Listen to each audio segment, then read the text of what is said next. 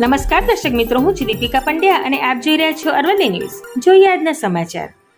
મોડાસામાં એક્સપોર્ટ ક્ષેત્રે પ્રખ્યાત MS ઇન્ટરનેશનલ દ્વારા અરવલ્લી જિલ્લાના LR બટાકાનું મોટા પાયે ખેડૂતો પાસે કોન્ટ્રાક્ટ દ્વારા વાવેતર કરાવીને છેલ્લા 2017થી બટાકાનું એક્સપોર્ટ કરે છે.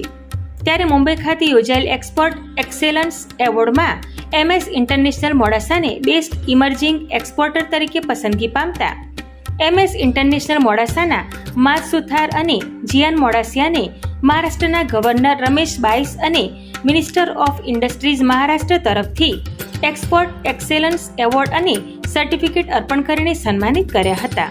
એક્સપોર્ટમાં મોડાસાના MS ઇન્ટરનેશનલે એવોર્ડ પ્રાપ્ત કરતા મોડાસા તેમજ અરવલ્લી જિલ્લાનું નામ રોશન કરીને ગૌરવ વધાર્યું છે. ત્યારે એવોર્ડ પ્રાપ્ત કરનાર MS ઇન્ટરનેશનલ મોડાસાના માત સુથારે ખેડૂતોનો આભાર વ્યક્ત કર્યો હતો અને આગળ પણ આ ક્ષેત્રમાં વધુમાં વધુ સહકાર આપવા જણાવ્યું હતું. વૈભવ રાઠોડ સાથે જોતા રહો અરવલ્લી ન્યૂઝ. નમસ્કાર.